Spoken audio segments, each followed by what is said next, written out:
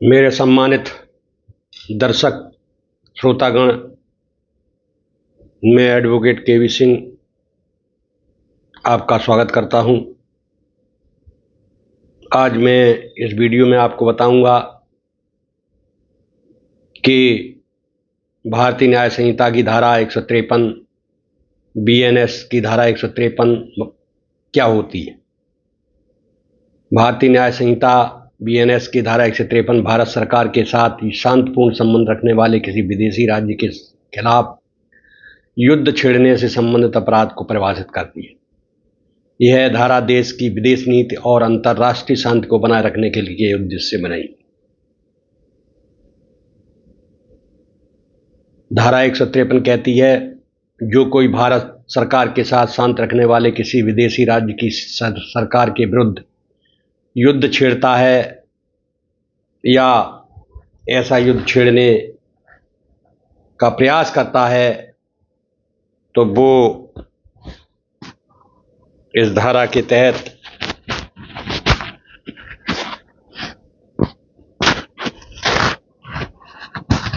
ऐसे युद्ध को छेड़ने का उकसावा करता है, उसे आजीवन कारावास की सजा, जिसमें जुर्माना जोड़ा जा सकता है और जिसमें दोनों चीज हो सकती है।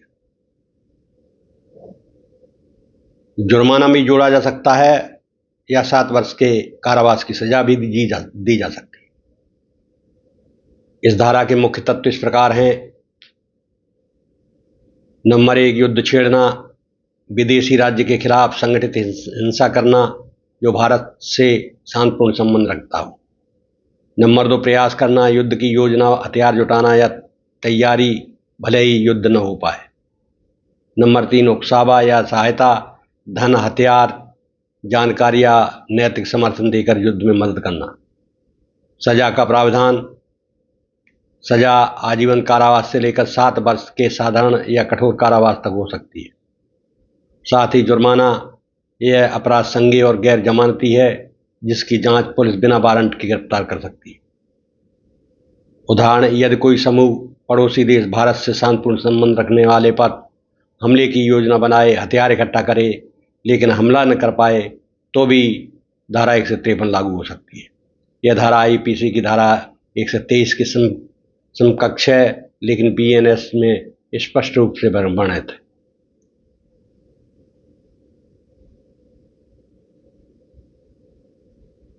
अब मैं आपको बताऊंगा इसके तहत सजा और जुर्माने की विस्तृत व्याख्या। भारतीय न्याय संहिता की धारा 153 के तहत सजा अत्यंत कठोर है, जो अपराध की गंभीरता को दर्शाती है। यह धारा विदेशी राज्य के खिलाफ युद्ध छेड़ने, प्रयास या उकसावे को दंडित करती है। सजा के प्रकार, सजा निम्नलिखित 3 विकल्पों में से एक या संयोजन हो सकती है।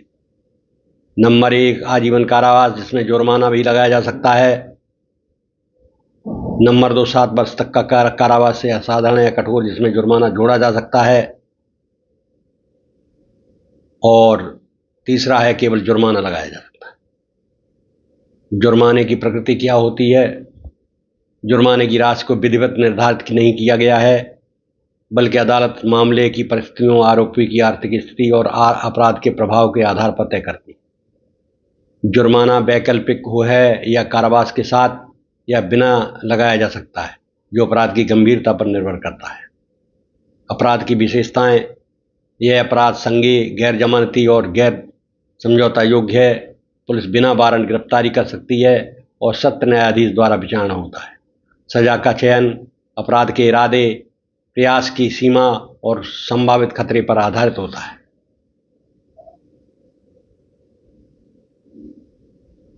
धारा 153 के जो सिद्ध दोष के लिए आवश्यक तत्व हैं वो इस प्रकार हैं।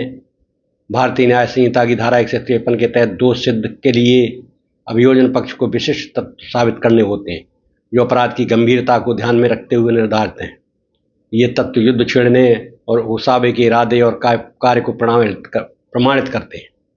आवश्यक तक विदेशी राज्य को अस्तित्व विदेशी राज्य का अस्तित्व, आरोपी का कार्य भारत सरकार के साथ शांतिपूर्ण संबंध रखने वाले विदेशी राज्य के विरुद्ध होना चाहिए।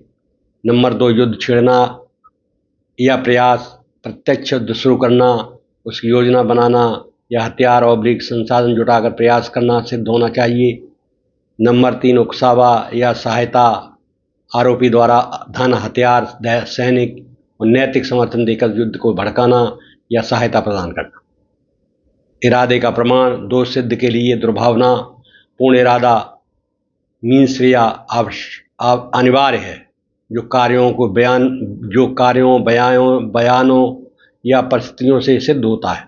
अवैध कार्य का दंगा या युद्ध जैसा परिणाम होना चाहिए, अन्यथा अपराध घटित नहीं होता है। साक्ष्य मानक, परिस्थितियां निर्णायक और पूर्ण होनी चाहिए, जो आरोपी की निर्दोषता की हर संभावना को बाहर करें।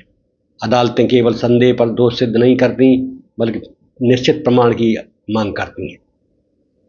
इस प्रकार आपने देखा कि धारा 153 वो धारा है जिसमें कोई भी व्यक्ति जो भारत सरकार से मैत्रीपूर्ण संबंध रखता है, जो देश या राज्य उसके विरुद्ध युद्ध छेड़ने की योजना बनाता है या संसाधन इकट्ठा करता है, तो भी ये धारा पूर्ण होती है।